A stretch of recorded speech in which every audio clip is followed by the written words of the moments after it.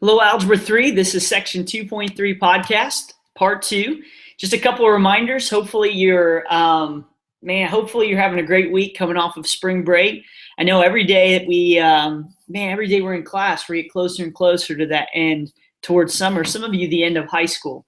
So congratulations on that. Keep working hard, finish the job, finish well.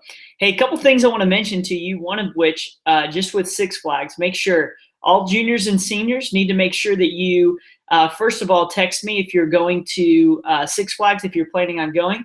And then the second thing, make sure that if you are going, that you also bring a check to me by next Monday, Tuesday, whether you are a junior or senior. That is a change.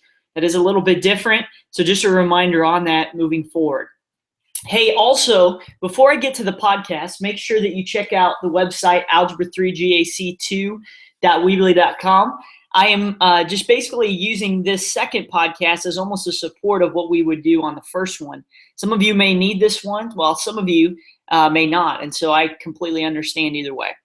Let's get started, and then we'll go from there. First thing to make sure that you remember is that when we're talking about exponents and the definition of a polynomial, the exponent within any polynomial must be a whole number, okay? Must be a whole number. Now, if it's a whole number, we know that it could be a polynomial. For instance, if each of these exponents are a value that is a whole number, something that's greater than or equal to 0, then guess what? We can have a polynomial. No fractions and no decimals. Look at this one. Over on this side, this one's not greater than or equal to 0. So this is actually not a polynomial. Same is true here. Because of these two values, it's not greater than or equal to 0, and it's a fraction. This would actually not be a polynomial. Now, as far as graphs of polynomial goes, you could kind of look at the 2.2 or 2.3 podcast on the website to go over a little bit more detail. Now, as far as the end behavior of a graph goes, we talked about this in the previous podcast on 2.3 underneath the website. But just a reminder that the biggest thing to understand is that we have a couple things. First of all, the degree of a polynomial is the highest exponent. So anytime I talk about what is the degree of the polynomial, we talk about that in terms of what is the highest exponent there. In this case, it's 6. Or in our rules below, it's going to be even. Now, the lead coefficient is very important. If the lead coefficient is positive, then we'll put it there. And if it's negative, we'll put it there as well. For instance, the lead coefficient is the number that's in front of the degree or the highest exponent of that polynomial. In this case, it would be negative, whereas on the left side, it will be positive. So if it is even, a 6, and the lead coefficient is positive, what we can do is come down here, down below, and notice what the rules state. For instance, if n is even, n refers to the degree, okay? N refers to the degree, whereas n is even compared to where n is odd. Since we know that n is even, we can eliminate these two and note that, well, because the degree is not odd, we know that it's got to be either the first or the second.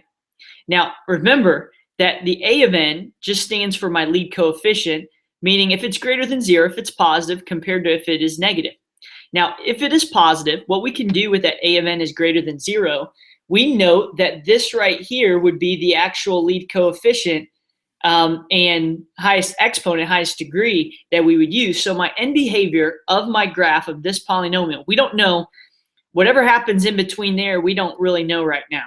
But what we do know is that we rise left and we rise right. And what we can do is basically determine that in both cases, it rises to the left and rises to the right. That goes there. If I said what was the domain of this, furthest left is negative infinity, furthest right is positive infinity, okay?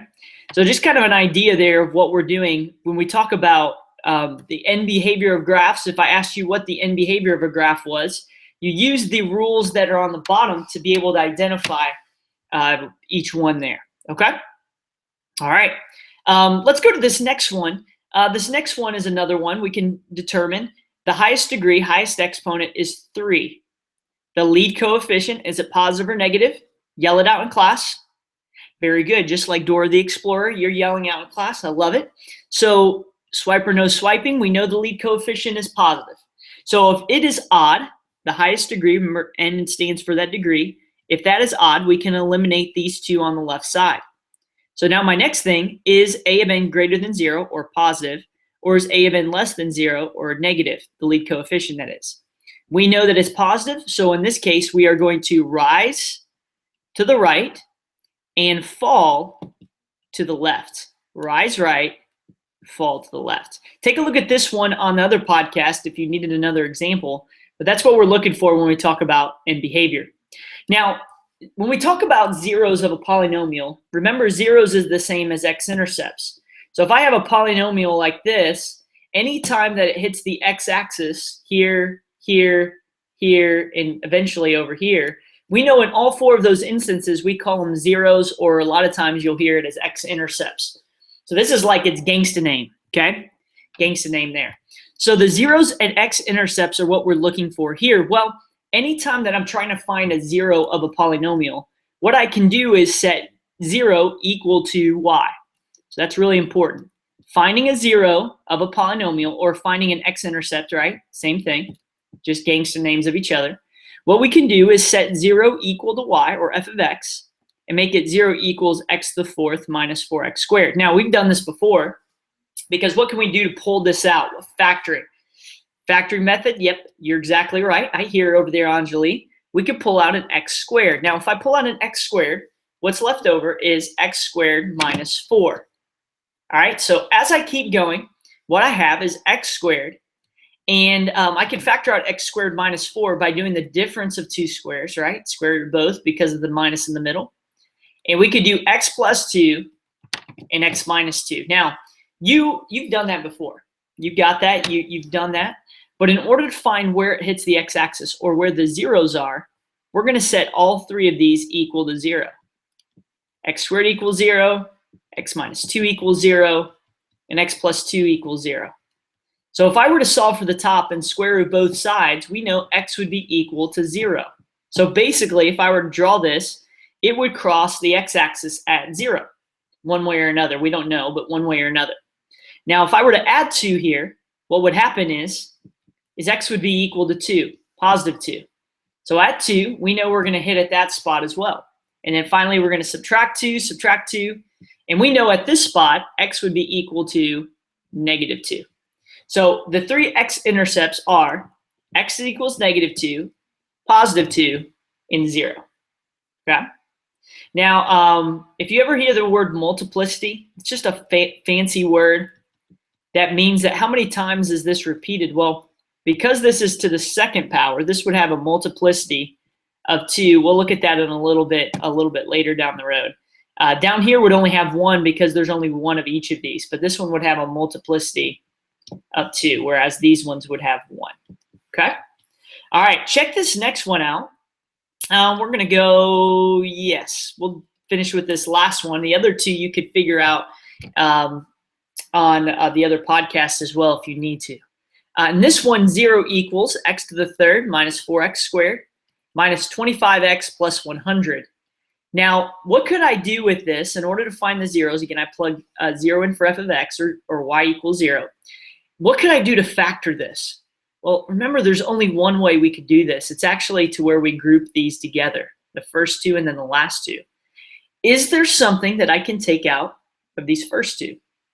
And in fact, there is. You could take out an x squared, to where when you end up taking that out, you're left with an x here minus 4. Now, what about the next two? What could I take out of negative 25x plus 100? Well, I actually could take out a negative 25, and then what I'm left with is x minus 25 goes into 100 4 times. So once I am able to see this, I can see, is there anything like with greatest common factor, GCF, with the first and the second? And there actually is this x minus 4. So let's bring out that x minus 4 to where we're then left with x squared minus 25. Because again, you have this and that left over. Can I break any of this further? I actually can. So x minus 4 is then next to x plus 5 times x minus 5. Okay? Set all of these three equal to 0. We just change the sign. So this would be 4, negative 5, and positive 5. And those three right there would be our x-intercepts, or what we call our zeros. By the way, what would be the end behavior of this? Well, the degree, or what we call the highest exponent, is 3, whereas the lead coefficient is positive. So if it's positive with an odd degree, it will rise right and fall left. And you could just write it as this: rise right and fall to the left. Okay? All right. Hey, I hope that was helpful for you. All the rest of this information can be found on the website at algebra3gac2.weebly.com, specifically under section 2.3. If you need any more help, let me know. If you have any questions, please text me, and we'll go from there. Thank you so much. Have a great day. See y'all. Bye.